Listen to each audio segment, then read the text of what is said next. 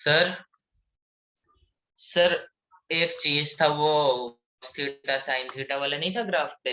अभी वो एक अभी बार अभी बता अभी देंगे अभी फिर अभी से। सब बताएंगे जो शुरू कर लें हाँ. Then we will say. Okay, we are starting now. Okay.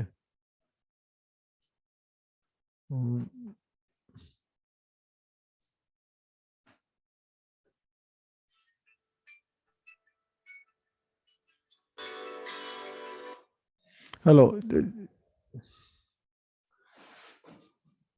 ये आप स्क्रीन नजर आ रही है आपको? ये स्क्रीन नजर आ रही है यार इस. No hello yes Soni sir, sir. बाद में बात करता हूँ हाँ. सर आ रही है। ओके. ये स्क्रीन नजर आ रही है ना आपको? इसमें अगर आप देखें दो फोर्स लगी है पी क्यू. ये जो आर है इसका रिजल्टेंट है. ये दो फोर्सेस है पी एंड क्यू, और आर इसका रिजल्टेंट है. कहने का मतलब यह है, इससे कहते हैं अगर इन दोनों फोर्स को हटा दे, इसके इक्विवेलेंट एक फोर्स लगा दे आर, तो ये इसका ये कहलाता है प्रिंसिपल ऑफ सुपरपोजिशन. मतलब दो फोर्सेस की जगह एक फोर्स यानी कि रिजल्टेंट. ओके. तो हम दो फोर्सेस का हम रिजल्टेंट निकालना सीखेंगे. कैसे निकालते हैं? That is the principle of superposition. Okay. या दो फोर्स लगाए या एक फोर्स लगाए. अगर जैसे बोट है ये, इस बोट पे एक फोर्स यहाँ लग रही है, एक फोर्स यहाँ लग रही है, बोट चलेगी सीधे. ओके, रिजल्टेंट की डायरेक्शन में. या इन दोनों फोर्स की जगह एक आर ये लगा दे तब भी बोट सीधी चलेगी. ओके. ये दर्शाया गया कि हर फोर्स सिस्टम का, सिस्टम ऑफ फोर्सेस, जो आज आप प्रैक्टिकल में पढ़ रहे थे ना कुछ बच्चे. ओके. जो सिस्टम ऑफ फोर्सेस होता है, मतलब एक ऑब्जेक्ट में जब बहुत सारी फोर्सेस एक्ट करती है तो उनका एक रिजल्टेंट बनता है. हर सिस्टम ऑफ फोर्सेस का एक रिजल्टेंट होता है. अगर बॉडी इक्विलिब्रियम में है तो तो रिजल्टेंट जीरो हो जाएगा और बॉडी मूव नहीं करेगी. राइट? ठीक है.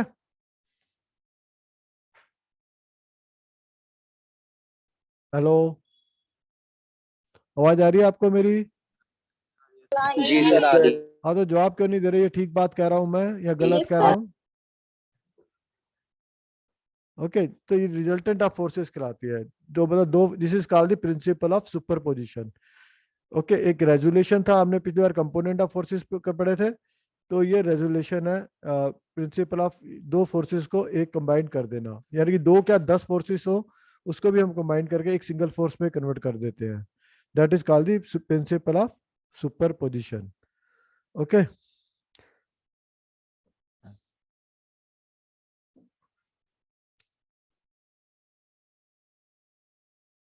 The resultant force, a concurrent force system can be defined as the resultant of concurrent force system can be defined as the simplest single force which can replace the original system without changing its external effect on the rigid body. Okay.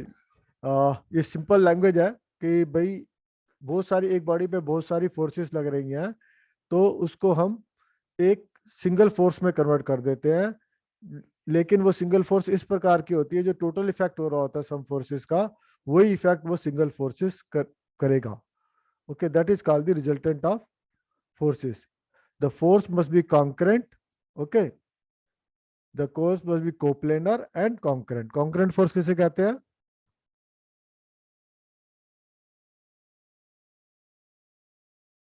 Concurrent force किसे कहते हैं?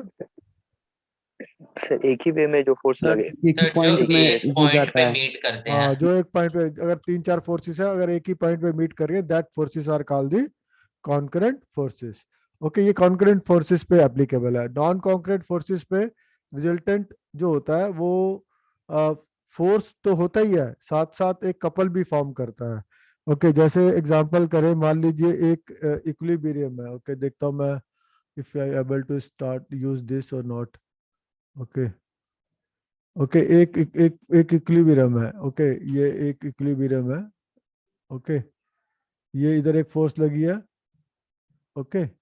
एक force तुम्हारी इधर लगी है. Okay. ये equilibrium तो है कि ये फोर्स और ये फोर्स इक्वल है, लेकिन ये फोर्स एक मूवमेंट दे रही है. ओके. कपल फॉर्म कर रही है. ये कौन सी फोर्सेस अगर बताए तो, अगर आप बता, ये कोप्लेनर है या नहीं है?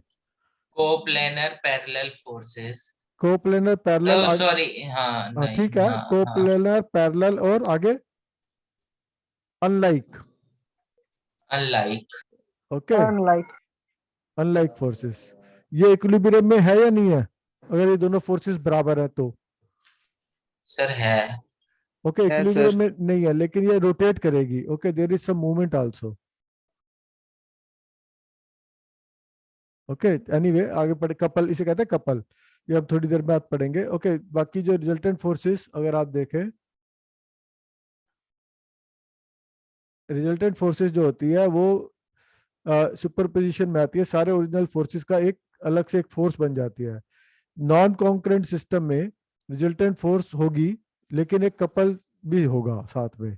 ओके, कपल मीन्स मूवमेंट, वो आगे जाके देखेंगे नॉन कॉन्करेंट फोर्सेस में क्या था। अभी तो हम कॉन्करेंट फोर्स की बात करते हैं कि हम कॉन्करेंट फोर्स सिस्टम को एक सिंगल फोर्स में कन्वर्ट कर सकते हैं। ओके, तो that is called the resultant.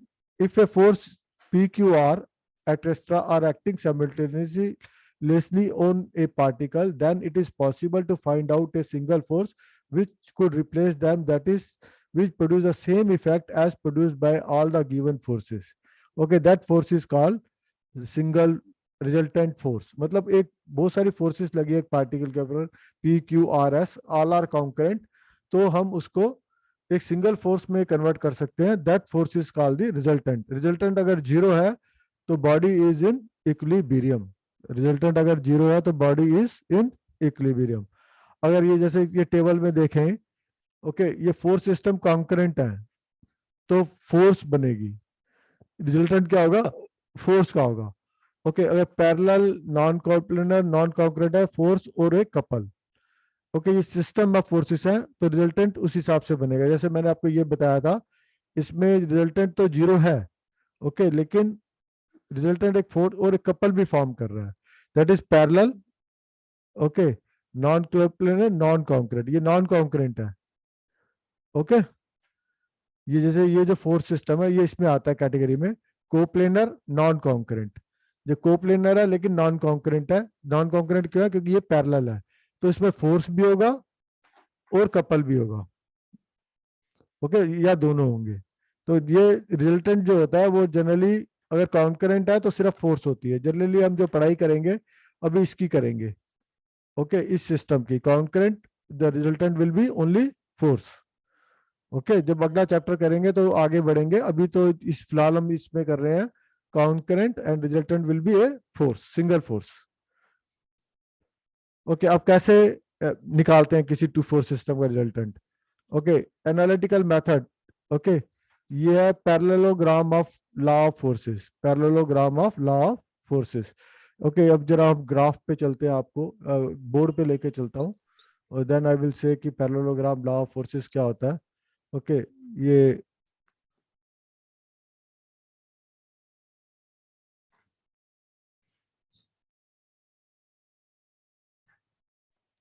Sir screen हट गई। अब आ जाएगी, आ रही है? बोर्ड आ गया नजर? नो सर, अब बोर्ड आ गया नजर? Yes sir. ओके, काला बोर्ड नजर आ रहा है? आगे सर आ गई। ओके ओके, ये एक मान लीजिए एक ये फोर्स है P। ओके, एक फोर्स है ये Q। ओके, दिस इज, ये F1 कर लो, ये F2 कर लो, या PQ भी कर सकते हो। ओके, तो ये फोर्स सिस्टम, इसके एंगल के बीच में थीटा। ओके, अब इसका रिजल्टेंट निकालना है, इसका रिजल्टेंट निकालना है। तो कैसे निकाल सकते हैं? एक law of parallelogram of forces, उसमें क्या कहता है कि इसका हम पैरेललोग्राम बना लेते हैं। ओके, दिस इज पैरेललोग्राम, और ये जो इसका ये F2 है, ये जो होगा इसके बराबर, इसके पैरेलल हमने F1 ले लिया। ओके, इसको जो हमने मिला दिया, ये जो होगा this will B resultant, this will B resultant. Okay, ये कहते हैं law Yes, of sir. Parallelogram of forces, law of parallelogram of forces. Okay, this is called the law of parallelogram of forces. मतलब दो forces को, जो F1 and F2 थी, इसको हमने एक फोर्स का रिजल्टेंट निकाला, this is R। Okay, this is called the law of parallelogram of forces. Okay, ये कैसे करते हैं, इसका सीधा फार्मूला भी निकाल सकते हैं जी। R की वैल्यू क्या होगी, R equal to root of, okay, P square, P मतलब F1 plus Q square plus 2PQ cos theta. This is the value of R. Okay, this is the value of R.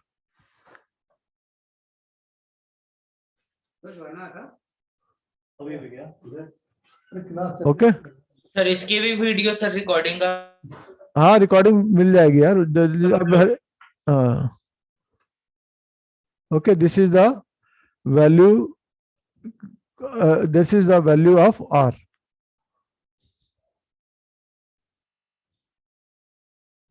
Okay, Yes, sir.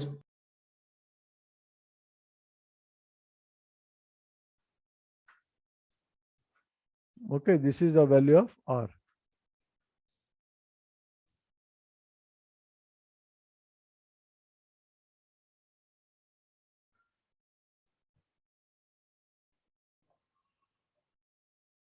Okay, नजर आ रहा है?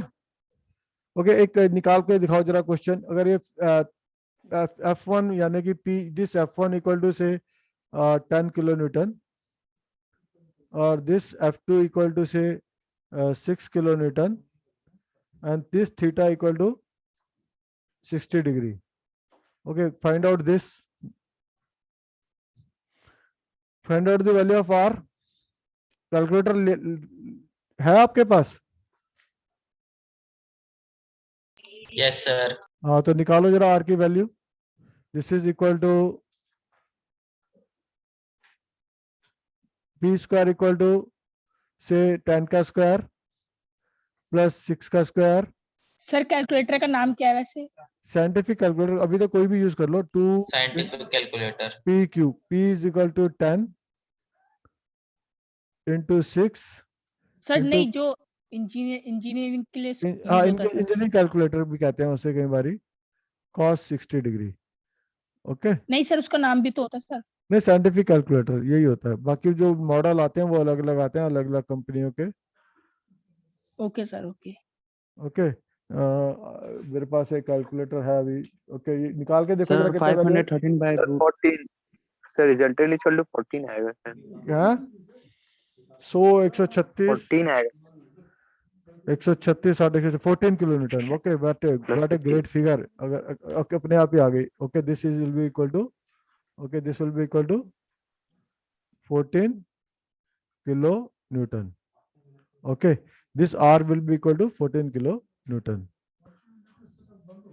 Okay, तो ऐसे this is find out the R। This is analytical method of determining the resultant of two forces. Okay, अब ये angle कितना होगा? Okay, this angle will be equal to, okay अगर ये देखें हम, अगर थीटा की वैल्यू जीरो कर दें, थीटा की वैल्यू अगर हम 90 कर लें मान लीजिए। ओके, थीटा की वैल्यू हम 90 रख लेते हैं, तो क्या हो जाएगा? फिगर चेंज हो जाएगा। ओके, ये cos 90 वैल्यू इज, सही नहीं लगा, कोई काम कर बता जो ना काम खाने ले जाओ। cos 90 की वैल्यू क्या होती है? Sir, 0 1. 1। सर मुझे एक चीज समझ नहीं आ रहा। हाँ बोलो बोलो। सर ये पी क्यू लिखा कहाँ पे है? ये P क्यों, मैंने बोला ना F1 equal to P, this F1 equal to मान लीजिए ये F2, ये P मान लीजिए। ओके, या F1 F2 करके लिखो, ये एक ही बात है, इसे P है, ये Q है। Okay, yes sir. ये F1 F2 की जगह PQ कर लिया मैंने, दैट इज ओनली। और सर ये एल एल क्या है? एल कौन सा? सर ये LPQ है ना, P² + Q² + LPQ cos L नहीं, this theta। Is 2, this is 2, 2 mummy PQ, कहाँ लाओ दो। अच्छा this is 2।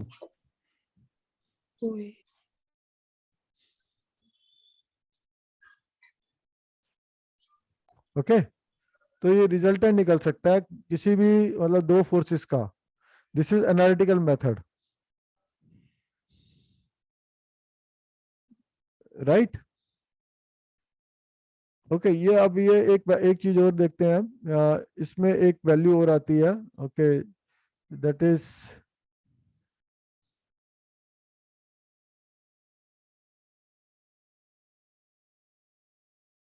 Okay.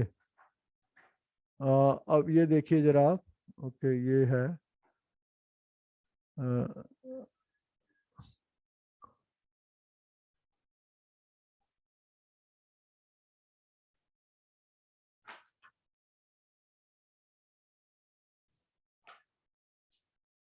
Okay.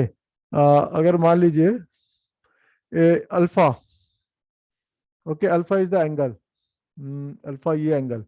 Okay, अगर ये देखें this alpha, okay, this alpha equal to this tan alpha,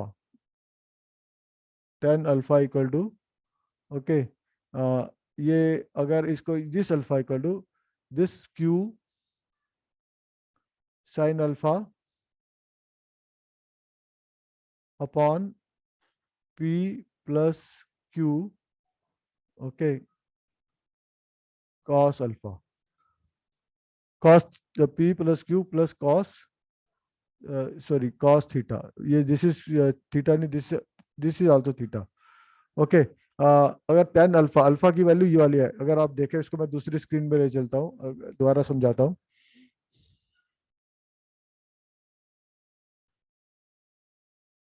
okay, मान लीजिए ये एक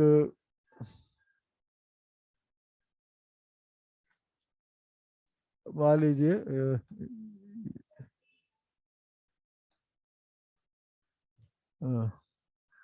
मान लीजिए ये एक फोर्स है P, ओके, ये फोर्स है Q, ओके, इसका resultant, this is resultant R, okay, ये एंगल है अल्फा और ये एंगल है theta. Okay, theta is called the angle between the forces. Okay, ये रिजल्टेंट R निकाली है। R का जो अल्फा से एंगल बनेगा, this is called the tan alpha. Okay, tan alpha equal to क्या होगा, दिस इज इक्वल टू, अगर इसको ड्रॉ करें, ओके, ये इट विल बी, ये पैरेललोग्राम बनाया था आपने, ओके, दिस इज, ये पैरेललोग्राम बनाया था आपने। ओके, ये अल्फा, ये अगर यहाँ पर ही करें, ओके, इसको इससे मीट करें, ओके, दिस विल बिकम्स, ये भी Q हो गई, this is, this will be, what will be this angle, okay, तो ये आ जाएगा Q, this is also, this is also equal to theta. Okay, तो ये जो होगा ये थीटा है, तो ये भी थीटा होगा, तो ये हो जाएगा Q साइन थीटा, और ये हो जाएगा P प्लस ये हो जाएगा Q कॉस थीटा। ओके, तो tan अल्फा की वैल्यू आ गई Q sine theta upon P plus Q cos theta. तो this is the value of tan alpha. Okay, ये समझ आ रहा है? इसमें कुछ अभी तक कोई परेशानी, ये समझ आ गया? ओके, ये आपको ये याद रखना है। Yes, okay, sir. डेरिवेशन आएगा तो ठीक है, पर इसमें ये ध्यान रखना पड़ता है, अगर अल्फा, अगर आप ये ले रहे हैं, okay, if you are taking this alpha with the P, तो ये बनेगा। अगर ये अल्फा अगर आप ये लेते हैं ऊपर वाला विद रिस्पेक्ट टू क्यू, तो ये चेंज हो जाता है। ओके, ये क्यू, ये यहाँ पर पी आ जाता है, क्यू की जगह पी आ जाएगा, पी की जगह क्यू हो जाएगा। बस ये ध्यान में रखना पड़ता है कि जो आप अल्फा ले रहे हो वो किस फोर्स के ले रहे हो। जैसे हमने पिछली बार देखा था, जैसे हमने एक फार्मूला निकाला था अभी, आर इक्वल टू निकाला था root P square plus Q square plus 2pq cos theta. Okay, 2pq cos theta.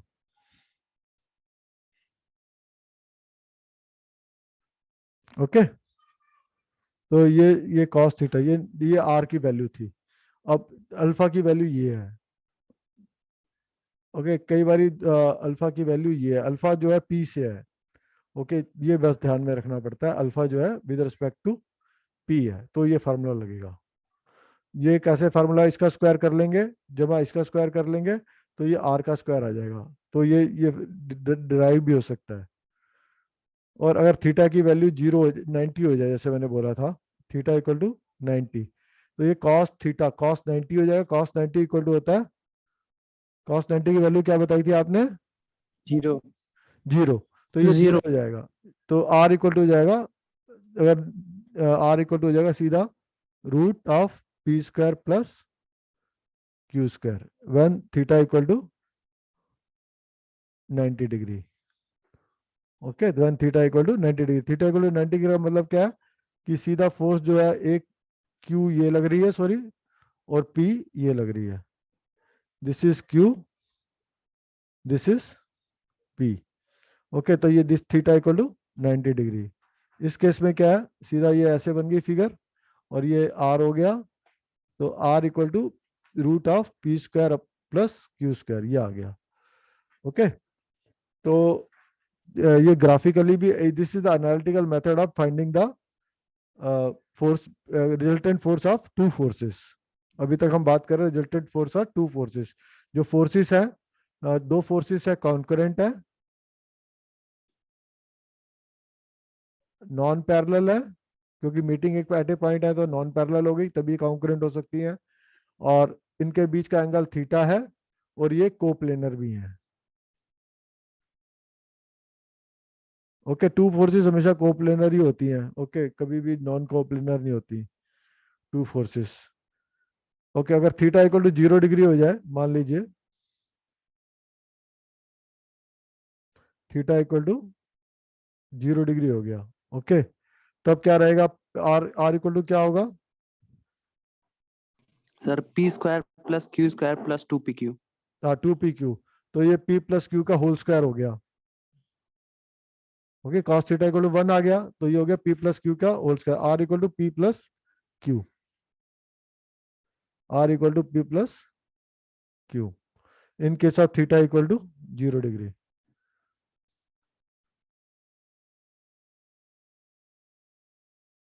Okay, तो ये कंडीशंस हैं, दिस इज, ये सब आ जाता है, ये सब आता है हमारा, ये सिस्टम, ये सब बातें आती है हमारी लॉ ऑफ, अभी तक हम पढ़ रहे हैं law of, law of parallelogram of forces, law of parallelogram of forces. Okay, law of parallelogram of forces में ये सब हम पढ़ रहे हैं। ओके, अगर दोबारा देखें लॉ ऑफ पैरेलल फोर्सेस क्या आता है, again we repeat once. Sir ये ब्रैकेट में क्या लिखा हुआ है? किसमें?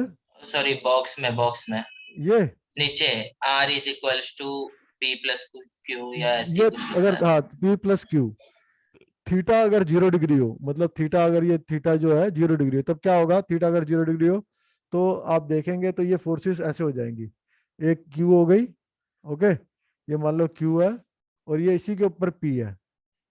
ओके, तो फोर्स क्या होगी? नेट फोर्स हो जाएगी P प्लस क्यू। तो R equal to P plus Q हो जाती है जब theta equal to 0 okay degree sir. होता है। ओके, चलिए अभी तक जो हमने पढ़ा दोबारा देखते हैं। Okay, law of parallelogram forces पढ़ा हमने। Okay, law of parallelogram forces, law of parallelogram forces में पढ़ा, इसमें था आपका एक, ये दो फोर्सेस थी पी क्यू, इसका एंगल, बीच का एंगल था थीटा, तो हमने निकाला आर, इसका रिजल्टेंट होगा R equal to root of P square plus Q square plus 2pq cos theta. Okay, ये एक तो ये निकाला हमने। फिर हमने निकाला tan alpha equal to Q sine theta upon में p plus Q sine theta, ये एंगल था। ओके, tan अल्फा की वैल्यू निकल जाएगी। जो पुराने सवाल में अगर हम tan अल्फा की वैल्यू निकालें तो Q था हमारा उसमें 10 kilo newton. Okay, sine theta था साइन 30 डिग्री। ओके, अपॉन में P था 6 प्लस 10 ये सॉरी 10 कॉस होगा, ये 10 cos theta cos 30 degree. Okay, इससे you can find out the tan alpha की वैल्यू कितनी आएगी, देखो चेक करो। 10 साइन 30 होता है, ये 60 था, सॉरी ये 60 था, 60 एंगल था हमारा पहले क्वेश्चन में, this was 60। Okay, 10 into sine 60 value कितनी होती है, √3/2। Okay, divided by 6 plus 5√3। 10 into half, ये 11 आ गया, और ये 10√3 के 5√3 आ गया। ओके, इसकी वैल्यू tan अल्फा की वैल्यू क्या आएगी, अल्फा की वैल्यू क्या आएगी, कोशिश कीजिए, देखिए कैलकुलेटर से निकालने की कोशिश कीजिए, आता है निकालना, देखो tan अल्फा की वैल्यू निकालो, अल्फा की वैल्यू निकालो, सॉरी ये tan अल्फा इक्वल टू पता है आपको, tan अल्फा है 5√3/11, 5√3/11, this is tan alpha. Okay, Q की वैल्यू 10 थी और इसकी वैल्यू P की वैल्यू 6 थी, तो हमने ये R की वैल्यू 14 निकाली थी, और थीटा इक्वल टू 60 डिग्री था। अब ये अल्फा की वैल्यू हम निकाल रहे हैं। ओके, तो ये इससे निकालो tan अल्फा की वैल्यू, निकाल सकते हो, देखो 5√3/11, मेरा पास कैलकुलेटर है। ओके, 5√3 की वैल्यू होगी 5 into √3 divided by 11 equal to 0.787, this is 0.787 आ रही है। हाँ 0.7 tan अल्फा की वैल्यू आ रही है। सर हाँ, अल्फा की वैल्यू क्या आएगी, सर मेरे पास जो कैलकुलेटर है, साइंटिफिक कैलकुलेटर है, उसमें तो हाँ। पॉइंट में आंसर ही नहीं आता, सिर्फ अपॉन में ही रह जाता है। नहीं आएगा आएगा, वो तो आपने वो चेंज, वो उसका चेंज करो, भाई ये डेसिमल में दूसरा लाओ, ले रखा होगा तुमने। वो डेसिमल में लाओ। ओके, 0.7787, अब इनवर्स करो, इनवर्स 10, तो 10 की वैल्यू थीटा की वैल्यू हो जाएगी। Okay, okay sir. शिफ्ट,